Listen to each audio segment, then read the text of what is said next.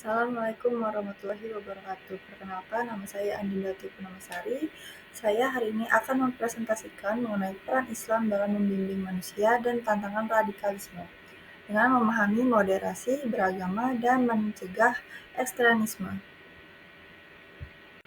Baik, diawali dengan pendahuluan, fokus presentasi yaitu mempertegas visi utama Islam sebagai rahmatan lil alamin atau rahmat bagi semesta alam, menganalisis prinsip-prinsip dasar Islam dalam membimbing kehidupan, mengidentifikasi akar masalah dan tantangan radikalisme, dan menawarkan solusi Islam moderat Watasiyah sebagai jawaban.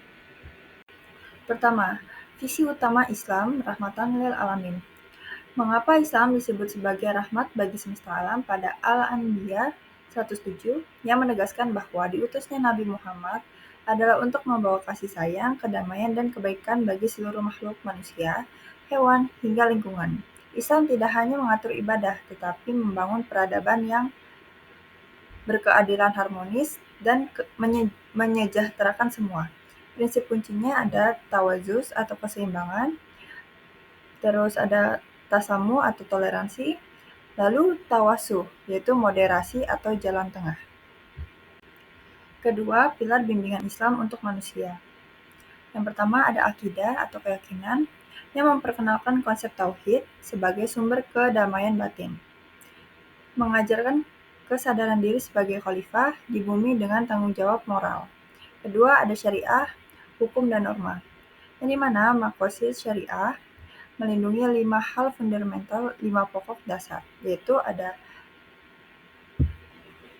hifz ad-din, hifz an-nafs, hifz al-qal, hifz an-nas, hifz al-mal.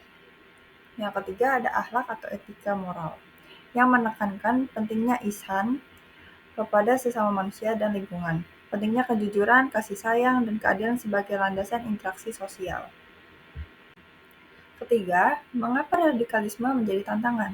Radikalisme sendiri adalah gerakan yang berupaya mengubah sistem sosial dan politik secara drastis atau kekerasan berdasarkan penafsiran agama yang ekstrim dan kaku. Akar masalahnya, mulai dari penafsiran teks yang sempit, yaitu mengabaikan konteks histori dan tujuan maqasid syariah.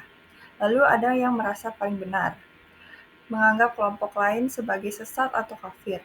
Lalu ketidakadilan sosial politik, pemanfaatan isu, kesenjangan, dan ketidakpuasan oleh kelompok ekstremis. Lalu literasi keagamaan yang rendah, mudah terpengaruh, propaganda online tanpa guru yang kredibel. Lalu bahaya radikalisme adalah merusak citra Islam, memecah belah umat, dan mengancam stabilitas negara atau nasionalisme. Yang keempat, Islam Watasiyah atau moderasi Islam sebagai solusi. Pada Al-Baqarah 143, yaitu umat pertengahan atau moderat.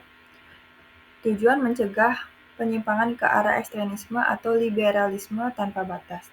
Karakteristik Muslim moderat yaitu tawasul atau berpegang pada prinsip jalan tengah, i'tidal, tegak lurus dalam keadilan, tasamu, toleransi terhadap perbedaan, syura, mengutamakan musyawarah dan dialog, muwatana atau kewarganegaraan, mencintai tanah air, dan menjunjung tinggi konstitusi yang sah.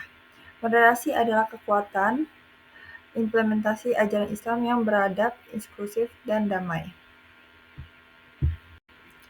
Kesimpulannya, peran Islam adalah membimbing manusia menuju kebaikan universal melalui akidah, syariah, dan akhlak.